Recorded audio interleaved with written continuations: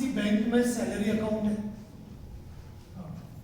आपका उसी बैंक में गोल्ड लोन है, आपका उसी बैंक में सिक्योर्ड लोन है, आपका उसी बैंक में पेंशन अकाउंट है, आपका उसी बैंक में लॉकर है और उसी बैंक का आपका लोन है। ठीक है, तो आपको ये ध्यान रखना है कि आपका अनसिक्योर्ड लोन भी सिक्योर है, चाहे वो क्रेडिट कार्ड भी क्यों नहीं, चाहे वो क्रेडिट कार्ड भी क्यों नहीं हो। तो यहां पर कई लोग मुझे कहते हैं कि HDFC बैंक, नाम मैं कभी लेता नहीं हूं पर लिया मैं कभी नहीं लेता किसी का नाम, HDFC बैंक का नोटिस आता है और नोटिस में लिखा होता है आपके अकाउंट को लिंक कर दिया जाएगा।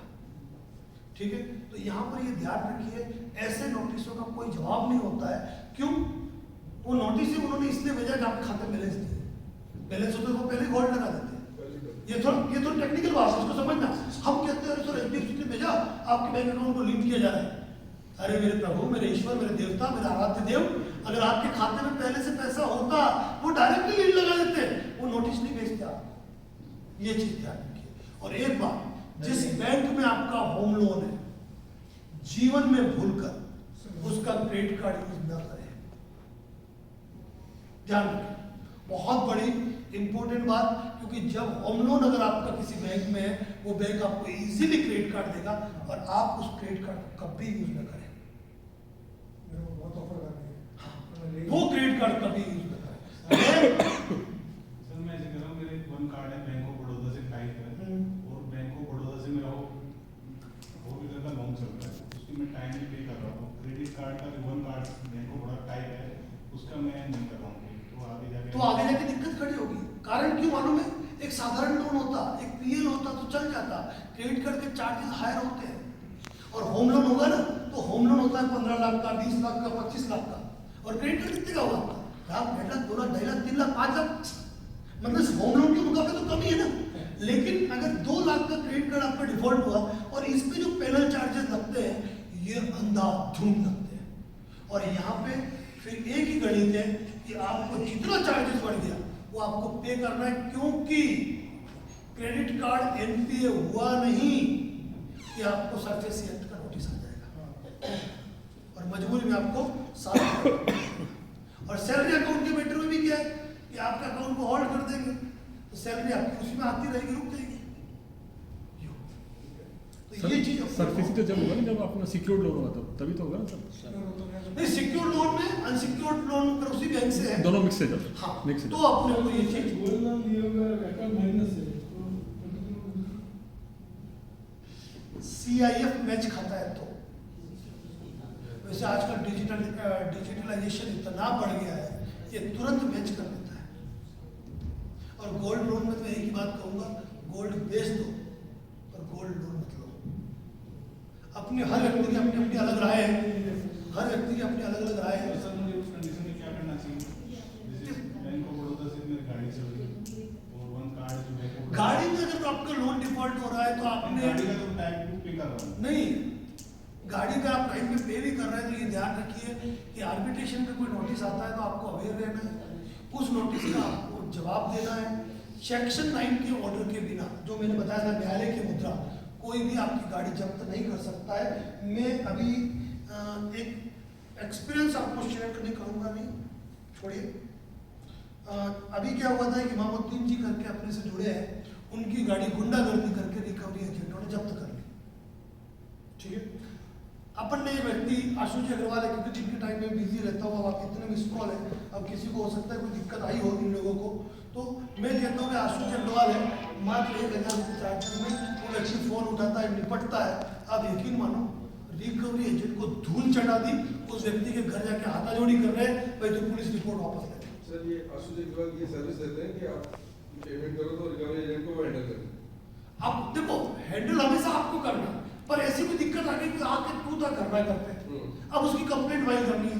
अब आप मुझे फोन करोगे, मैं मेनली कानूनी ड्राफ्ट रखता हूँ, वो आपको तुरंत ड्राफ्ट बना के भेज देंगे। मतलब ये परसों में अजमेर में था, अजमेर में मुझे बार बार फोन आ रहे थे और मैंने कॉन्फ्रेंस में, आज तो क्या है कि पीछे पड़ा है फोन नजर में, लेकिन मैंने फोन उठा लिया, तो वहां पे कर्नाटक के व्यक्ति ये कहे कि सर मेरा बेलेबल वारंट है, पर पुलिस ने मुझे बैठा दिया, पुलिस ने मुझे बैठा दिया है और कह रही है कंपनी के साथ सेटलमेंट करो। कंपनी के लोग आ गए, सर मुझे कहते हुए बड़ा अचरज होता है कि लोग अपने अधिकारों को नहीं जानते। वो डरा हुआ इंसान, बिठा के सर वो आपके जैसा इंसान बोल दे क्या? अपन तो राजस्थान का पानी है, सबसे कम खुद को गलत कर अपने जैसा बदमाश नहीं, ठीक है ना? क्योंकि और ऊपर से आप जयपुर का पानी और खतरनाक है।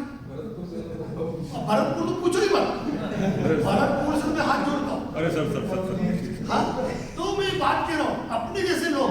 मुझे भी डर ये है कि घर पे ना चला जाए। मेरी बात सुनो। अब वहां पे सीधा सब बंदे ने क्या किया मालूम है? सीधा सब बंदे ने क्या किया, मैंने कहा यार मैं मीटिंग में चल रहा हूँ, आशु जी अग्रवाल आपको सर्विस दे देंगे, 1000 रुपये उनका चार्ज है, उसके बाद तुम कितने भी फोन करो, दिन में करो, सुबह करो, शाम को करो, कोई दिक्कत नहीं है। अच्छा इतना तो आप भी जानते हैं 1000 रुपया कोई मायना नहीं रखता है। और आशु जी अग्रवाल भी इसी समस्या से पीड़ित और वो इसी से निकल रहे, तो अनुभव ज्यादा हो गए, ऊपर से बंदा आके एक्टिविस्ट क्या।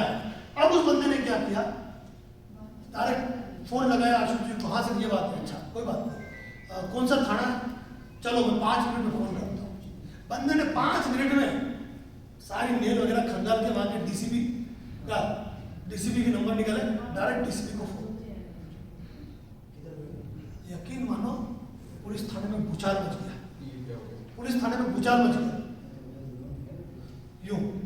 और 4 दिन पहले जो इमामुद्दीन जी की गाड़ी जब्त की, उस मैटर में बंदे ने सीधा सा कंप्लेंट फाइल करवाई पुलिस स्टेशन और लगातार मेल करवाए वहाँ के डीसीपी वगैरह की मेल आईडी। अब जैसे आप मुझे बोल सकते मेल आईडी निकाल के दो, मेरे पास इतना टाइम नहीं, लेकिन बंदे ने मेल करवाई। अब कल रात को उनका फोन आया कि सर वो रिकवरी एजेंट हाथ जोड़ रहे, माफी मांग रहे, क्या करूँ मैं? मेरे को तुम्हारा मामला है, बाकी मैं तो कह रहा हूँ माफ मत करो, कभी मत करो ना। जिसने आके आपको तू बोल दिया, जिसने आके आपकी बेइज्जती करने की कोशिश की, आप उसे माफ करो। हम अजमेर के पृथ्वीराज चौहान नहीं है, लेकिन सर उसके परिवार भी है सर, बच्चे। अरे भाड़ में क्या परिवार, नहीं मैं क्या कह रहा हूँ, आज आप माफ कर दोगे, कल ये व्यक्ति किसी और की नहीं करेगा।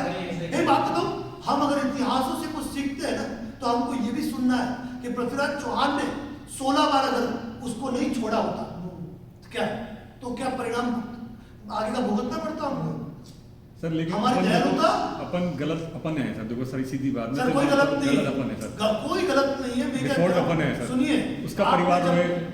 आपने जब लोन लिया ना, आपके सिविल देख के लोन लिया, आप ये बात बताइए जानबूझ के नहीं भर रहे हो? नहीं सर, वो मैं आपकी बात पे हालात खराब परिस्थितियां, लेकिन 2 कौड़ी के लोगों को, मैं माफी चाहता हूँ मुझे कभी कभी शब्द निकलते हैं, इन 2 कौड़ी लोगों की ये औकात है कि वो रोड पे गाड़ी खड़ी कर दे, आके ड्राइवर से धक्का मुक्की कर ले,